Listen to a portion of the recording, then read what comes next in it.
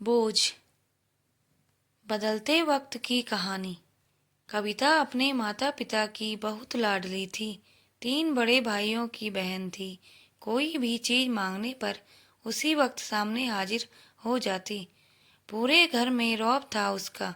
पूरे परिवार और नौकरों पर राजकुमारी की तरह हुक्म चलाती थी। कविता का स्कूल में भी पूरा रौब था। बड़े घर की लाडली जो थी वह। ऐसे ही उसने कॉलेज में दाखिला लिया। उसके ठाट बाट बड़ी गाड़ी में आना जाना, हर दिन नया फैशन देखकर हर कोई उससे दोस्ती करना चाहता था। थोड़े ही दिनों में उसके बहुत से दोस्त बन गए। पूरे कॉलेज में उसकी अपनी ही एक पहचान थी।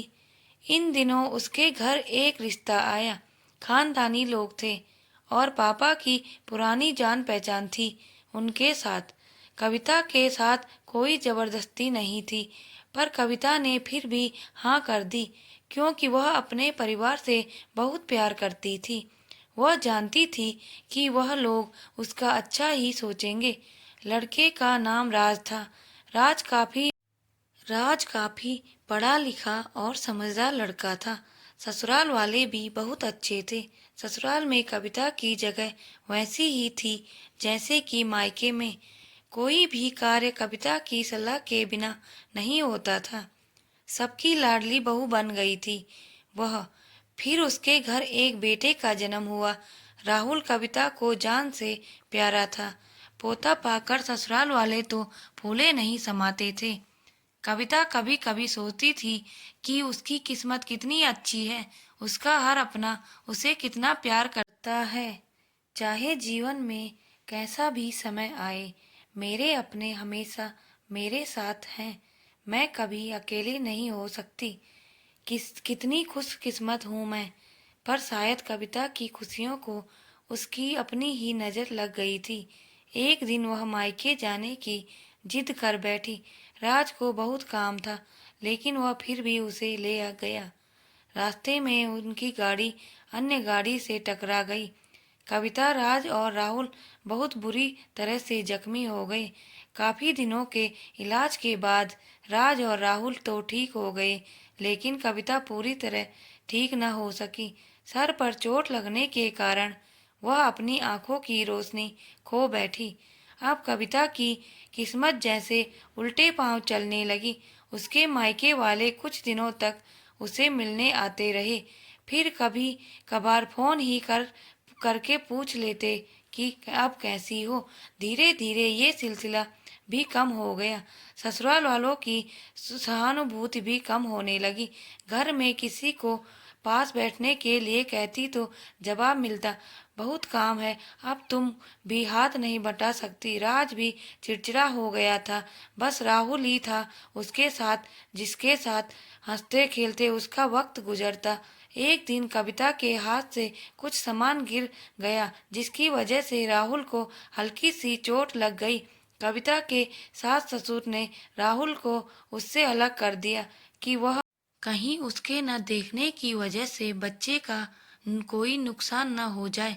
कविता अंदर से टूट चुकी थी। एक दिन उसने सबके सामने मायके जाने की इच्छा रखी, तो राज उसे तुरंत मायके छोड़ आया, जैसे कि वह भी यह चाहता था। लेकिन राहुल को उसके साथ नहीं भेजा गया। कविता कभी राहुल से दूर नहीं रहती थी, पर अपनी कमी के कारण उसने ज्यादा बहस नहीं की। कविता को लगा कि वह 3-4 दिन वहां रहेगी तो थोड़ा हवा पानी बदल जाएगा, क्योंकि वह कितने दिनों से कहीं भी बाहर नहीं गई थी। घर वाले भी इतने दिनों बाद उसे देखकर कितने खुश होंगे। कविता के घर पहुंचने पर सब लोग बहुत खुश हुए। खाने में सब कुछ कविता की पसंद का ही बना था। उसने अपने मम्मी पापा और भाई भाभीियों से दिल खोल कर बातें की। उनके छोटे छोटे बच्चे भी बुआ के साथ घुल मिल गए। रात को सोने के वक्त जब वह कपड़े बदलने लगी तो उसे पता चला कि उसका बैग तो बहुत भरा हुआ था। वह समझ गई। वह बहुत उदास हो गई। कुछ दिनों तक तो सब ठीक रहा, फिर जैसे सब बदलने लगा। सबका व्यवहार बदल रहा था। वह लोग जैसे थक चुके थे उससे। सब लोग घुमा फिरा कर पूछने लगे कि राज कब आ रहा है, उसे ले जाने। वह बहाना बना देती जब वह जानती थी कि उस घर में अब उसके लिए कोई जगह नहीं। कविता से चलते वक्त कुछ न कुछ नुकसान हो जाता।